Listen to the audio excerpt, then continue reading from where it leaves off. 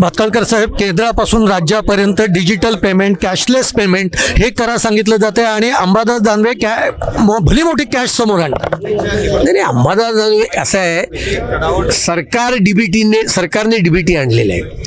Cash पेमेंटच्या ऐवजी जास्तीत जास्त डिजिटल पेमेंट झालं पाहिजे, त्याच्याकरता सरकारने अनेक उपाययोजना केलेल्या आहेत. तरीसुद्धा कुठल्याही व्यक्तीने किती कॅश बाळगावी याच्यावर कायद्याने कुठलीही मर्यादा नाही आहे. अंबादास दानवेंना राजकारण करायचं म्हणून तर ते हा व्हिडिओ ट्विट करतायत आणि मुख्यमंत्री आणि उपमुख्यमंत्र्यांनी उत्तर द्यावं अशा प्रकारची भूमिका घेत आहेत. याचं उत्तर इन्कम टॅक्स देईल ना, याचं उत्तर ज्या व्यक्तीचा व्हिडिओ त्यांनी ट्विट केला आहे ती व्यक्ती देईल. याचा मुख्यमंत्री उपमुख्यमंत्री सरकारशी काय संबंध? सरकारच्या मंत्र्यांकडे आमदारांकडे एवढी कॅश सापडतेच कशी? नाही, कोणाकडे काय सापडली? याच्याही आधी सापडली. काँग्रेसच्या खासदाराकडे 800 कोटी रुपये सापडले, कळलं की नाही? झारखंडमध्ये. आमच्याकडे नाही सापडले. त्यांच्याकडे सापडले म्हणून त्यांच्याकडे सापडून नाही असं नाही होऊ शकत ना. मी असं कधी म्हटलंय? कॅश सापडतीच. मी असं कधी म्हटलं? आणि काँग्रेसच्या खासदाराकडे कॅश सापडल्यानंतर त्याच्यावर कारवाई कोणी केली? इन्कम टॅक्स आणि ईडीने केली ना. म्हणून मी म्हटलं अंबादास दानवेंनी इन्कम टॅक्सला तक्रार करावी. तो व्हिडिओ खोटा आहे असं तुम्हाला म्हणायचंय? ते प्रश्न कोणाला विचारतायत?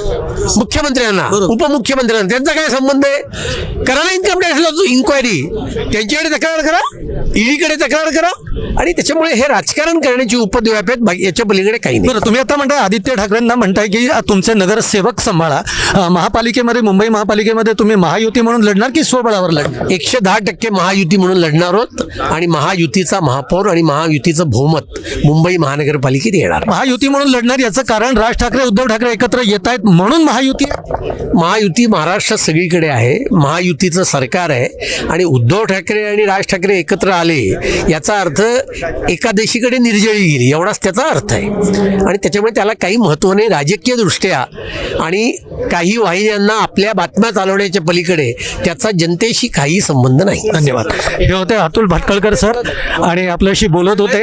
एकूणच अनेक प्रश्नांना उत्तरं देताना त्यांनी मात्र सगळे मुद्दे खोडून काढण्याचाच प्रयत्न केलेला आहे. पाहत राहा प्राईम टाईम महाराष्ट्र.